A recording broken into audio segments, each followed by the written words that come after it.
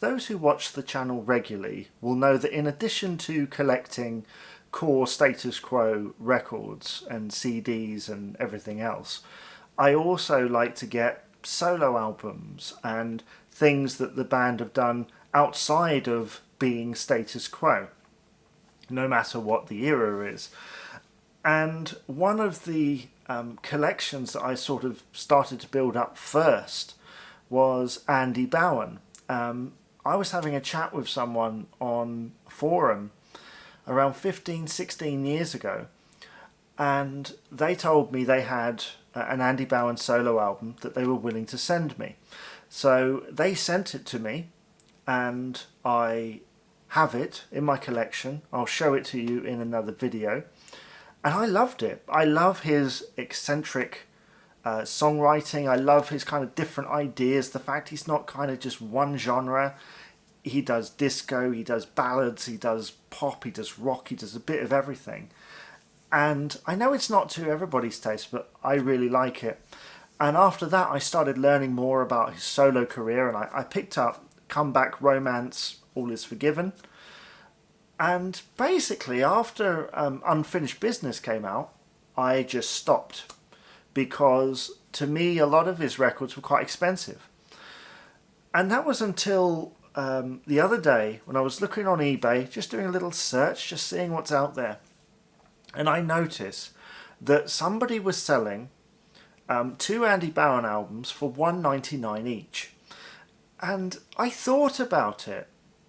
And then I thought, no, because it's like £4 postage and on top and everything.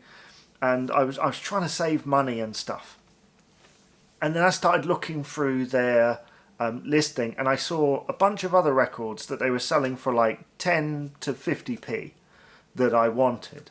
And so I went a bit overboard with it. I started bidding on several of these records. Artists like Dwayne Eddy and Chet Atkins and stuff that I don't see around too often. So I decided to just go for it. And initially, I only have one of these Andy Bown albums in my basket because I already have the other one. But I thought, well, I'm just going to see it there, aren't I? And it'd be nice to have it since I enjoy it. So what were they? Well, Andy Bown's Gone to My Head album from the early 70s. This is actually an American pressing on Mercury. And let's talk about this cover. This font is very groovy, but if you didn't know that said Andy Bown, you'd have trouble, wouldn't you? But I do like the striking image of this hammer and nail. That's really cool. I haven't listened to the album yet, but this is a gatefold. So it folds out into a giant picture of Andy, and then we have lyrics to all the songs there. And then on the back, another picture of Andy. Yeah, a picture of Andy with a cat. Right, so this is, as I say, an American pressing on the Mercury label. Let me just show you that. Oh, that's quite thick, isn't it? So we've got Andy Bown, Gone to My Head. Now they did reissue this on CD in Asia a few years ago, and I haven't had a chance to get that yet. And actually, British pressings of this are quite expensive. For me anyway, you know, at the moment I can't justify, what is it, like 30 to 40 pounds for a record in my collection. It's just not something I can do right now. But this was quite cheap, and yeah, yeah, that is broken, but to me, as long as the music is kept on it, then that's absolutely fine by me. Just to have a copy of it is really cool. The other one, My Old Friend, Comeback Romance, All Is Forgiven. This is one of my favourite albums, and like I say, I saw he had it on there and I just thought I wouldn't mind having a second copy of that, you know. And again, this is a British pressing on EMI Records with your lyric sheet in there,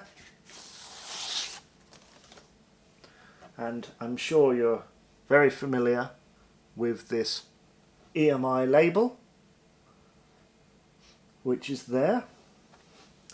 So yeah, just to have another copy. In fact, I think that might be in slightly better condition than the one that I have. I'm not even sure that mine comes with this inner sleeve, so you know, I shall have to inspect that and get back to you.